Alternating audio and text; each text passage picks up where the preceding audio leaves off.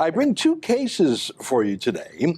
The first is the case of Jacques Poitras, who's a white man who wears his hair in the black tradition of dreadlocks, those very, very tight braids.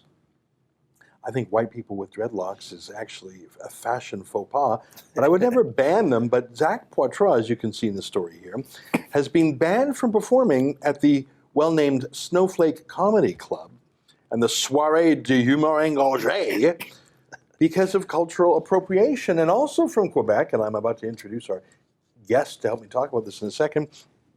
Mike Ward, a bilingual comedian, and that's tough, is at the Court of Appeal in Quebec because he told a joke a few years ago, and let's call it a mean joke. He made fun of a kid who has a disability, and he was punished by the Human Rights Commission with more than $40,000 in fines just for making a joke. And joining us now in studio is a man with a great sense of humor, my friend David Menzies. David, great to see you. Great, Ezra. Not anymore. I'm a little gun-shy in case I say something off-color that triggers a Ontario Human Rights Tribunal investigation into my thought crimes. Yeah, I mean, this isn't the first time that comedians have been fined in Canada by the Human Rights Commission. I remember the case in Vancouver of someone who made jokes about two lesbians who were right in the front row necking. And if you're going to do that at a comedy club, straight or gay, if you start necking, kissing, making out right in front of the comedian, don't be surprised if he makes a joke about it. I mean, that's just, if you don't want that, don't go to a comedy club, don't sit in the front, and don't make a scene. Oh, and that's the infamous Guy Earle case that you're referring to, Ezra. Not only necking, but heckling. Oh, yeah. You know, I mean, imagine somebody coming into your workplace and standing over your shoulder and starting to yell at, you typing a monologue, right?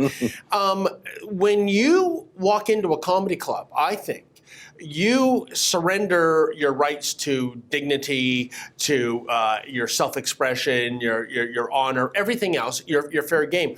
The tragic thing about the Guy Earle case is that the two lesbians started it.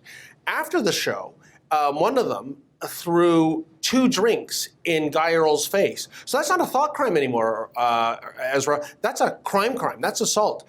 Nevertheless, the BC Human Rights Tribunal awarded the lesbian complainant $22,500 in damages. And I'll tell you, for a stand-up comedian in this country, that's like a death sentence. Yeah, so that was in BC. That's got to be 10 years ago now. Mike Ward's case is before the courts in Quebec. Yeah. I think he's a better litigant, and he has better lawyers than Guy Earle had. But let's just talk for a second about that first case of Jacques Poitras. I mean, I find dreadlocks on a white guy to be unaesthetic and frankly repulsive. But that's my own taste. And to ban someone saying it's appropriation, I mean, one of the great forms of comedy is impressions. Yeah. And one of the things you do in an impression, you don't just mimic someone's voice, you often mimic their accent. I think of Robin Williams, who was a master of accents. I think of, I mean, there's people who all they do are impressions, a Chinese accent, an Indian accent, a French accent, a German accent. Like any form of acting, you're being someone else other than who you are. That's the difference between fiction and nonfiction. People who would say a comedian can't be someone who he's not, they would probably rule out most jokes that people would make too, because most jokes that a comedian tells are not actually their true life experiences or true opinions. They're an exaggeration, an appropriation, a thought experiment. Why even bother to have comedy if you're not allowed to be someone who you're not? You know what, Ezra? You've nailed it. Here's the saddest thing about all of these stories about comedians being hauled in front of a kangaroo court and fined tens of thousands of dollars.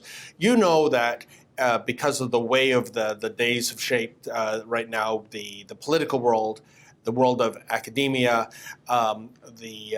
basically the business world, every facet of life, everything has to be buttoned down. You have to be politically correct. You have to watch every single word you say. Comedy was this realm that was, to use the words of the snowflake generation, the safe space. This is where everything went. You could mock, you could use profanity, you could be vulgar, you could be distasteful. Yeah, no one's saying that what these guys are saying is, is 100% kosher. But the point of view, my point of view, Ezra, is that you can choose to laugh or not laugh or boo if you want. Yeah. And that's the way that realm used to be. Now these politically correct mavens are getting their talons into this world and they're ripping it apart. That's an excerpt from the Ezra Levant show. Every day I do a video monologue and then I interview an interesting guest. And then I end by reading my hate mail. But you've got to subscribe to it, which you can do at therebel.media/shows.